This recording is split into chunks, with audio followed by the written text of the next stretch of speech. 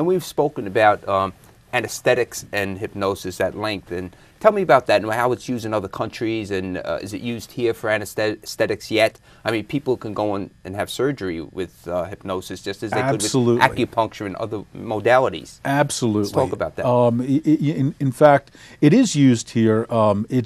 It's used with a greater frequency, it seems, in the United Kingdom, where they're not quite as much of a pharmaceutical culture as we are here. So they've relied and have a history of relying on more natural means of creating anesthesia. But hypnosis can create such powerful anesthesia that people have surgery of all different types.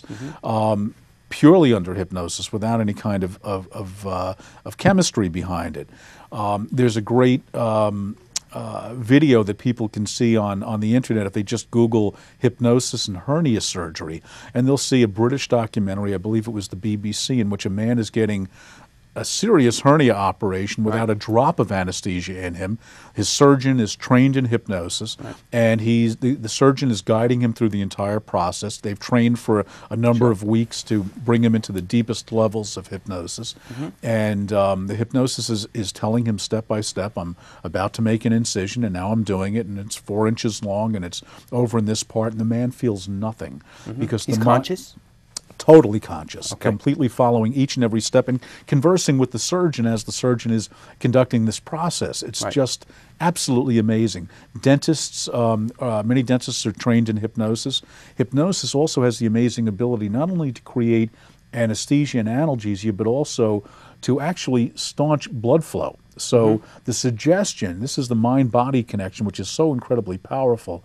The suggestion can be given to a patient that as a particular incision is being made, that the bleeding in that area will slow down tremendously, and lo and behold, it does. I mean, I've seen many examples of this. Powerful stuff. Bob. How about pain management? Someone has headaches, back pain. I know they'll go to a hypnotist like yourself for things like that. Talk about that. Absolutely. Well, if there's a pain issue, I always want a note from their physician, because we're dealing with medical issues here, and I'm not a physician. Diagnosis first, and also to know that they're being properly, attended to and managed by their physician.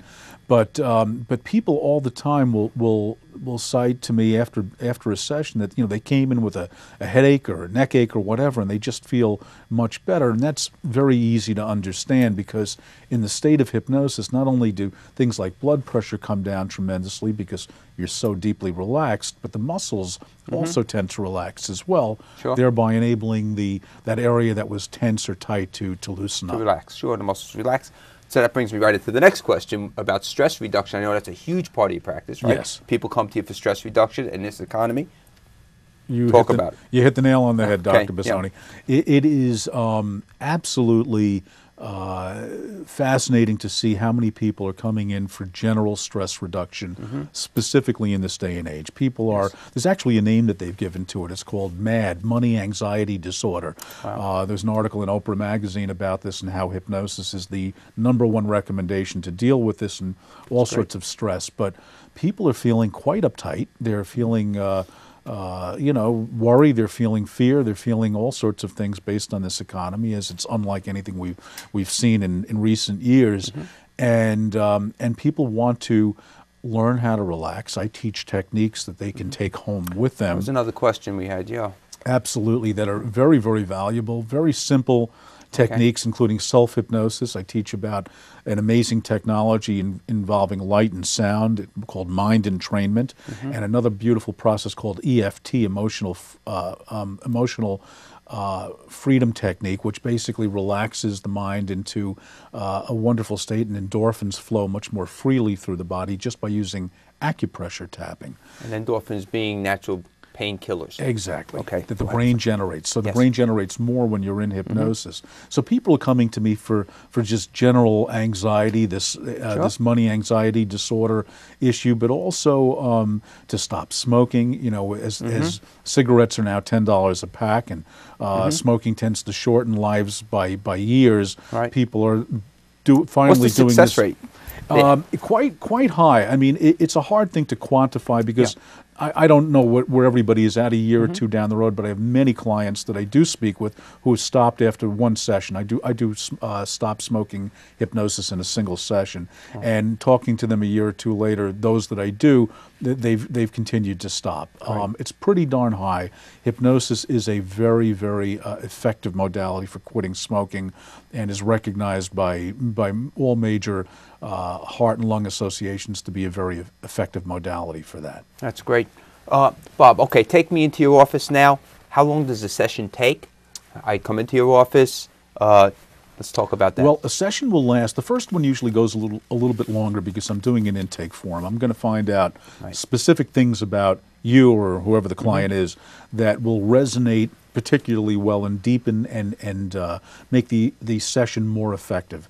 So we spend some time talking. What's going on in your life? You know, what are your favorite colors? What are the things that illuminate you from the inside as a specific individual? Right. And I incorporate that into the hypnosis process.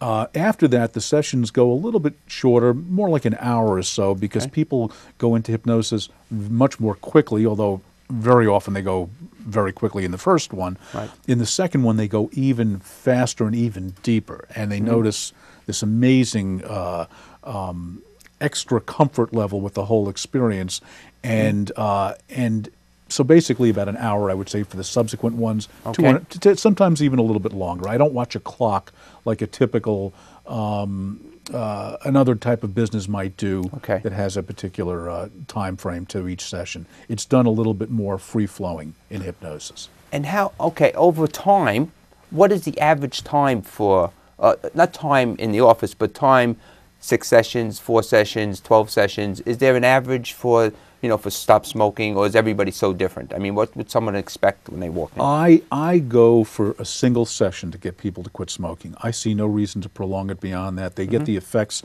in one session, and everybody I do is done in a single session. Right. I could extend it and make it longer than that, but I don't think that's really doing justice to my clients. Okay. For weight loss hypnosis, it's generally 5 sessions. The reason is that once you quit smoking, you're done with it. You no longer have to face it. You no longer really have to deal with it. It's gone from your life, and you move on. Food is something we face every day. Right. So so I teach wonderful techniques as well as hypnosis to change the way that people eat as well. I'm not a nutritionist, but I get them to think in the hypnotic state and the post-hypnotic state to think more about healthy eating. They tend to eat much less, but that's a 5-session program. Most programs are 3 to 5 sessions. Smoking happens to be 1. Great.